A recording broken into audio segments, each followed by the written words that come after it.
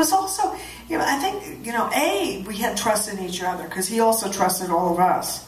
But the other part of it was that it was a time where, in the 50s, where experimentation was really beginning to take off, number one, and one did have confidence in the people that you knew and called friends. I don't know that exists in the same way now as it did then. I think some. Does it? It does here. It's Cinefamily. It's true. But what about outside of the family? Okay. I assume there's good and bad all throughout time. All right. That's my belief. Okay, what have you said? We're getting deep up here. Oh, you're blushing. I like that.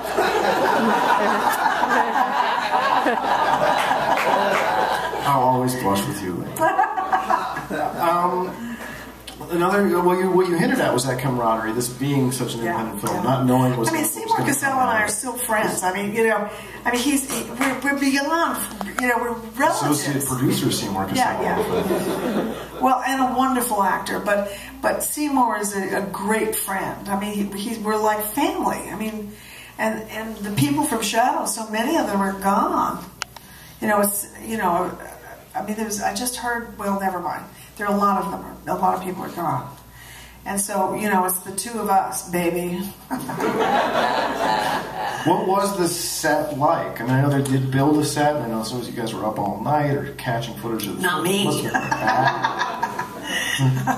No, a lot of stuff was shot, the party sequence was shot in John's house.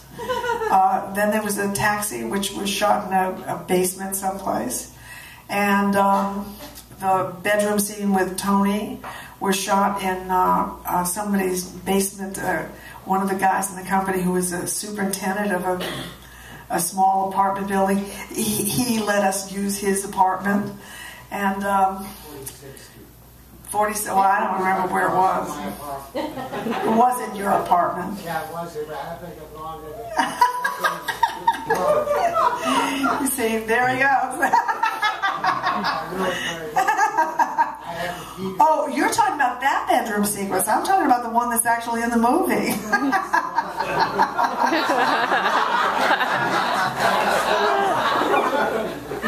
I know that sounds really naughty, but it wasn't at all. Okay.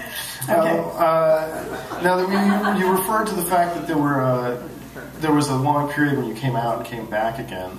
There's sort of famously, he made a first cut that he then decided he was unsatisfied with, right? And then basically had to, after like several years of editing, do reshoots. What was the sort of was the second series of shoots different in terms of like lessons learned because everyone's evolving and growing?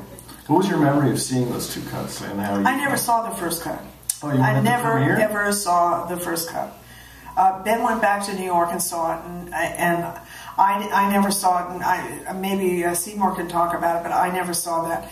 I just know that there are three things that happened. One was there were a whole bunch of scenes of me that were added the piece. The scene, with we all went to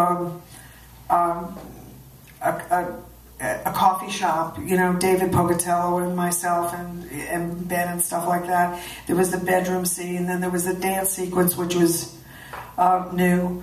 So there was, in a sense, a lot of it was fleshing out your storyline. Well, I don't say that that's the reason it was done. I have no idea, but that was what I was aware of. There were other things as well, but like the fight sequence was taken from the beginning and put at the end. The big fight sequence, and it was Cliff Arnell, by the way. Okay. Now I've also heard that. It's sort of funny that you didn't know what the other elements were. I heard that part of the technique was that you weren't allowed to discuss your character with the other actors. There was no character to discuss. It was us. Really?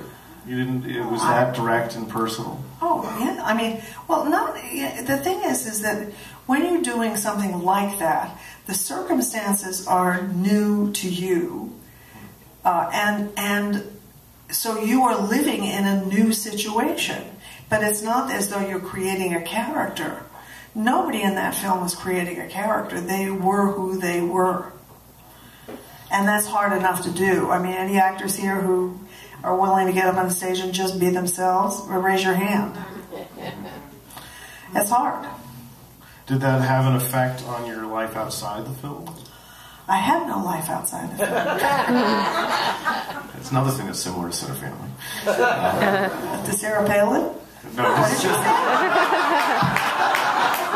no, I said Cinefamily. That's my favorite misheard quote of all time.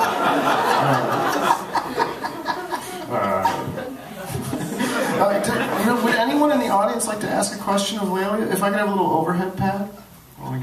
Does anybody have a question for Lelia?